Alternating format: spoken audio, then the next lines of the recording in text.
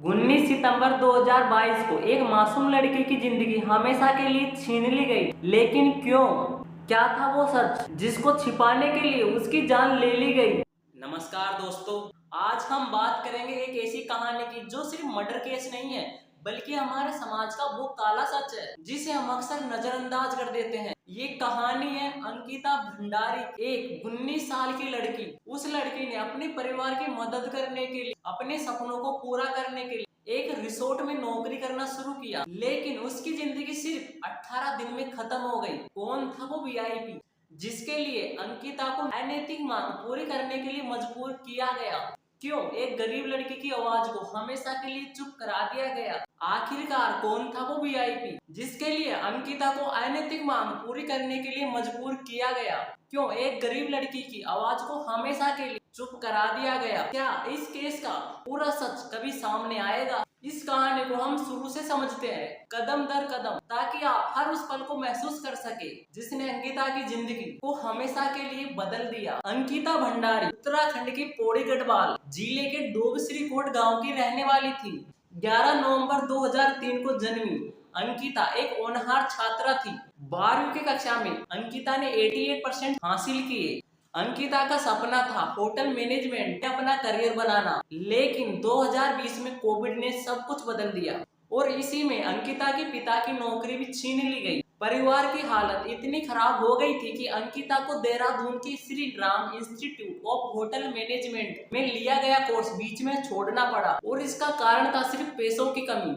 जरा सोचिए, एक होनहार लड़की जिसके पास टैलेंट था, मेहनत थी, सिर्फ पैसों की कमी के उसके सपनों को पूरी तरह कुचल दिया। इतना सब होने के बाद भी अंकिता ने हार नहीं मानी। उसने अपने दोस्त पुष्पदीप से मदद मांगी। पुष्पदीप जम्मू का रहने वाला था, अंकिता का एक करीबी दोस्त था। इन दोनों की दोस्ती इंस्टाग्राम पर 2021 में शुरू हुई थी और पुष्पदीप अंकिता के लिए एक नौकरी ढूंढता है और एक दिन उसकी नजर पड़ी OLX पर और ये विज्ञापन था वनरा रिसोर्ट का, जो रिसोर्ट में रिसेप्शनिस्ट की नौकरी ऑफर कर रहा था। लेकिन एक शर्त थी, लड़की को रिसोर्ट में ही रहना होगा। ना अंकिता ने इस शर्त का मतलब समझा, ना पुष्पदीप ने। दोनों ने सोचा शायद जंगल के बीच होने की वजह से ये शर्त रखी गई है।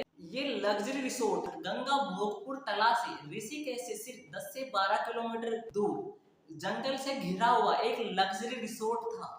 देखने में बिल्कुल आलीशान, सुविधाओं से शानदार। लेकिन इस रिसोर्ट का मालिक था पुलकित आर्य, जिसका पिता विनोद आर्य उत्तराखंड में बीजेपी के पूर्व मंत्री रह चुके थे। ये रिसोर्ट नेताओं वीआईपीओ का अड्डा था। यहाँ पूल पार्टियां होती थी, अय्याशियां होती थी और यहीं पर अंकिता ने 1 सितंबर 2022 को अपनी नौकरी शुरू की थी। लेकिन पहले ही दिन उसकी जिंदगी का सबसे डरावना पल आ गया। पहली रात, सोचिए, एक 19 साल की लड़की जो अपने परिवार की मदद के लिए नौकरी शुरू करती है, लेकिन उसी रात एक गेस्ट ने अंकिता के साथ जबरन गले लगाया और छेड़छाड़ की। डरी हुई अंकिता ने तुरंत पुष्पदीप को बताया और अंकिता ने इसकी शिकायत रिसोर्ट के मालिक पुलकित से की। बाद पुलकित क्या करता है, उस गेस्ट को डांटने के बाद अंकिता का कमरा अपने कमरे के पास शिफ्ट कर देता है। सवाल उठता है, क्या ये अंकिता की सुरक्षा के लिए था या कुछ और? 9 सितंबर को फिर से अंकिता का कमरा शिफ्ट किया गया और 10 सितंबर की रात जो हुआ वो अंकिता के लिए एक बुरा सपना था।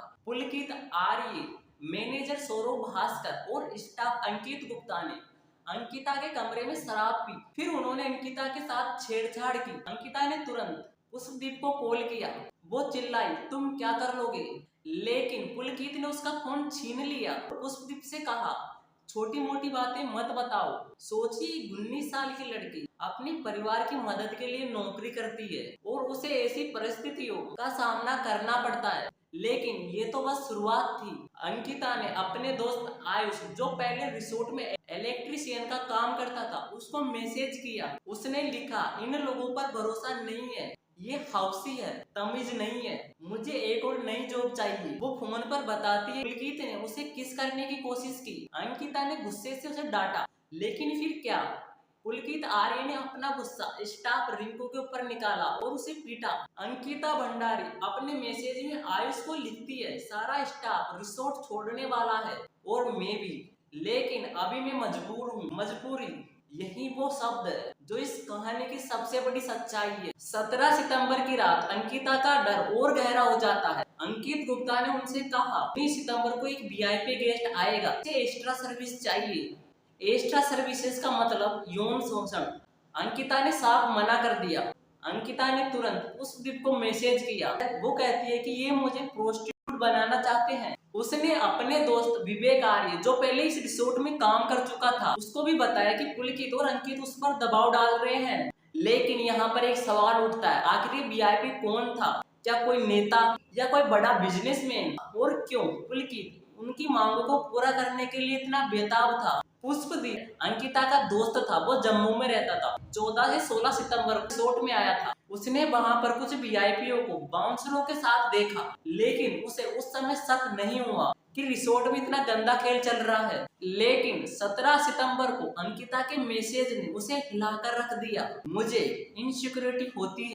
18 सितंबर 2022 एक ऐसी सुबह जो अंकिता भंडारी के लिए उस जिंदगी का आखिरी दिन साबित हुआ। सोचिए, एक 19 साल की लड़की, उसकी जिंदगी कुछ ही घंटों में खत्म होने वाली थी। लेकिन उस दिन क्या हुआ, आइए इस दिन की हर छोटी बड़ी डिटेल को समझते हैं, क्योंकि यही वो पल है जिन्होंने अंकिता की कहानी को हमेशा के लिए बदल दिया। सुबह के समय अंकिता ने अपने सबसे करीबी दोस्त पुष्पदीप को मैसेज किया और उस मैसेज में लिखा हुआ था, पुलकित ने मुझे धमकी दी। वो कह रहा है अगर वीआईपी गेस्ट को एक्स्ट्रा सर्विस नहीं दूंगी तो वो मुझे नौकरी से निकाल देगा। और अंकिता ने साफ साफ लिखा, मैं गरीब हूँ, लेकिन क्या 10,000 रुपए के लिए खुद को बेच दूं?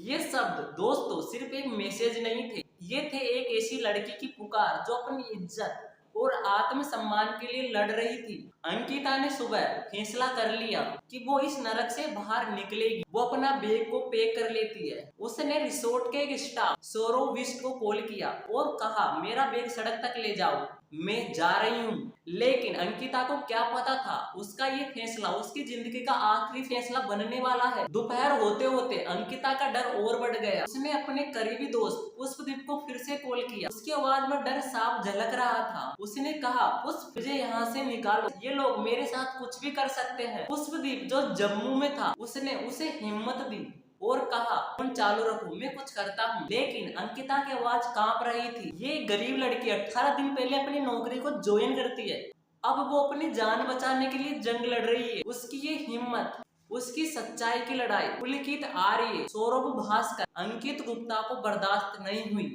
अब उन सबको डर लग रहा था, अंकिता ने अगर उनके रैकेट को भांडा फोड़ कर दी, उनका पूरा खेल खत्म हो जाएगा। शाम को करीब 7:30 पर अंकिता भंडारी को जबरन स्कूटी और बाइक पर बिठाया गया। पुलकित आर्य खुद स्कूटी चला रहा था और अंकिता को पीछे बिठाया गया। सौरभ भास्कर और अंकित गुप्ता बाइक पर पीछे पीछे चल रहे थे। अंकिता को लेकर चीला नहर की ओर जा रहे थे, जो रिसोर्ट से 10 किलोमीटर दूर थी। लेकिन उससे पहले 8:32 पर अंकिता ने पुष्पदीप को आखिरी कॉल किया। उसकी आवाज में घबराहट थी। उसने कहा, पुष्प, मैं इन सब के बीच में फंस गई हूँ, ये लोग मुझे कुछ भी कर सकते हैं। पुष्पदीप ने उसे फोन चालू रखने के लिए कहा, लेकिन कुछ ही मिनटों बाद अंकिता का फोन हमेशा के लिए बंद हो गया। उसके बाद क्या हुआ ये कोई नहीं जानता, कोई चश्मदीद गवाह नहीं था। लेकिन कोर्ट में सब सामने आए सबूतों के मुताबिक पुलकित, सौरभ और अंकित ने अंकिता को चीला नहर में धक्का दे दिया। पोस्टमार्टम रिपोर्ट में पुष्टि की गई, अंकिता की मौत डूबने से हुई, लेकिन उसके शरीर पर चोट के निशान थे जो बताते थे कि उसे शारीरिक रूप से प्रताड़ित किया गया। क्या अंकिता को इसलिए मार दिया गया? उसने वीआईपी एक्स्ट्रा सर्विस देने से मना कर दिया। इसके पीछे कोई बड़ा राज। रात 9 बजे चीला बैराज की चेक पोस्ट पर वन विभाग के गार्ड आशीष पुरोहित ने पुलकित की स्कूटी को रोका। पुलकित ने कहा, हम कोडिया गांव जा रहे हैं। लेकिन सच ये था, वो कोडिया गांव नहीं गए, वो चीला नहर की ओर गए थे जहां अंकिता की हत्या की गई। और फिर रात 9:38 पर पुलकित आर्य ने पुष्पदीप को फोन किया और कहा, अंकिता हमारे साथ से काम नहीं कर रही है, इसके लिए दूसरी जॉब ढूंढ लो। सोचिए, जिस लड़के को कुछ ही मिनट पहले नहर में धक्का दे चुके थे और उसके बारे में भी वो इतनी बेशर्मी से झूठ बोल रहे थे। ये सिर्फ अंकिता की बात नहीं है, ये समाज की कहानी है। जहां सत्ता और पैसे के सामने एक गरीब लड़की की जान की कीमत ही नहीं है। अंकिता की मां सोनी देवी वो कहती है, मुझे अपनी बेटी की सैलरी की जगह उसकी लाश मिली। और वो वीआईपी कौन था? पुलिस की चार्जशीट में वीआईपी का कोई नाम नहीं था, लेकिन सवाल ये है क्यों उसका नाम आज तक सामने नहीं आया। 18 सितंबर की रात के बाद अंकिता को कोई अता पता नहीं था। उसके पिता वीरेंद्र सिंह भंडारी, उन्होंने 3 पुलिस स्टेशन पौड़ी, मुनि की रेती, कोतवाली, ऋषिकेश में शिकायत दर्ज कराने की कोशिश की, लेकिन हर जगह उन्हें ठुकराया गया। क्षेत्र का अधिकार क्षेत्र नहीं है। 0 एफआईआर कॉन्सेप्ट तो था ना, लेकिन उसका इस्तेमाल क्यों नहीं किया गया। यहाँ तक कि स्थानीय पटवारी वैभव प्रताप, जिन्हें अंकिता के गायब होने की खबर मिली, वो बिना कोई कार्यवाही किए छुट्टी पर चले गए और बाद में उसे निलंबित कर दिया गया। लेकिन तब तक बहुत देर हो चुकी थी। सोचिए, एक गरीब परिवार जिसकी बेटी गायब है, वो इंसाफ के लिए दर दर भटक रहे हैं, लेकिन सरकार की सिस्टम ने एक न सुनी। क्या ये सिर्फ लापरवाही थी? और 24 सितंबर को चीला नहर में अंकिता की लाश मिलती है और ऋषिकेश की पोस्टमार्टम रिपोर्ट ने साफ किया अंकिता की मौत डूबने से हुई, लेकिन उसके शरीर पर चोट के निशान थे जो बताते हैं उसे पहले मारा गया था। इन सब के बीच में एक सवाल है, रिसोर्ट में मौजूद सीसीटीवी कैमरे काम क्यों नहीं कर रहे थे? पुलकित ने पुलिस को कैमरे खराब थे, लेकिन पुलिस ने इसकी जांच क्यों नहीं की? 18 सितंबर वो रात अंकिता की जिंदगी का आखिरी पल था। उस रात न सिर्फ अंकिता को छीना, बल्कि कई सवाल छोड़ गए। वो वीआईपी कौन था जिसके लिए अंकिता पर दबाव बनाया जा रहा था? क्यों रिसोर्ट को बुलडोजर से ढहाया गया? और क्या इससे सबूत मिटाने की कोशिश हुई? 2 सितंबर 2022 उत्तराखंड की पुलिस ने तुरंत आईएसटी स्पेशल इन्वेस्टिगेशन टीम का गठन किया, जिसकी अगुवाई डीआईजी रेणुका देवी ने की। एसआईटी ने 500 पन्नों की चार्जशीट दाखिल की। 97 गवाहों के बयान थे। इस चार्जशीट में साफ लिखा, लिखित आर्य सौरव भास्कर अंकिता को चीला नहर में धक्का देकर मारा और इसका कारण था वीआईपी गेस्ट को एक्स्ट्रा सर्विस देने से इनकार। एसआईटी जांच में सभी खुलासा किया कि बनतारा रिसोर्ट में अनैतिक गतिविधियां चल रही थी, जिसमें दह व्यापार रैकेट शामिल था। 30 मई 2025 को कोट द्वार की अपर जिला और सत्र न्यायाधीश रीना नेगी ने फैसला सुनाया। पुलकित आर्य, सौरव भास्कर, अंकित गुप्ता आजीवन कारावास की सजा सुनाई गई। पुलकित पर आईपीसी धारा 302 यानी हत्या, 201 सबूत मिटाना, 354 ए छेड़छाड़ और अनैतिक दह व्यापार निवारण अधिनियम के तहत सजा हुई। सौरभ और अंकित को भी हत्या के सबूत मिटाने के लिए दोषी ठहराया गया और तीनों पर 50,000 से 72,000 का जुर्माना लगाया गया। अंकिता के परिवार को 4 लाख रुपए का मुआवजा देने का आदेश दिया, लेकिन इससे होगा क्या? क्या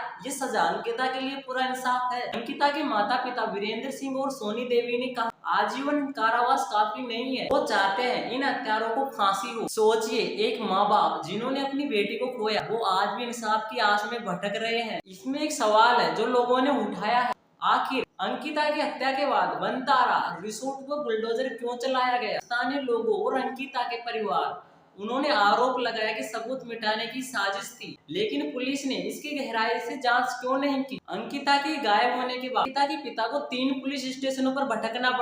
0 एफआईआर का कॉन्सेप्ट था, लेकिन उसका इस्तेमाल क्यों नहीं किया गया? स्थानीय पटवारी वैभव प्रताप छुट्टी पर चले गए। क्या ये सिर्फ लापरवाही थी या सत्ता का दबाव? दोस्तों, ये सवाल सिर्फ अंकिता के लिए नहीं कि हमारे पूरे समाज के लिए है। एक गरीब लड़की की आवाज को इस तरह दबा दिया गया, तो हमारा सिस्टम कितना निष्पक्ष है? लोग सड़कों पर उतरे, इंसाफ की मांग हुई, क्या मांगे पूरी हुई या फिर वीआईपी का राज हमेशा दबा रहेगा?